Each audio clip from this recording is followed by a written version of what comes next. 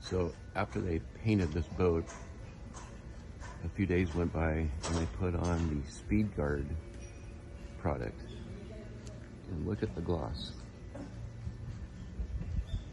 They are amazed at how quickly it went on and then the results that they got from it. They absolutely love it.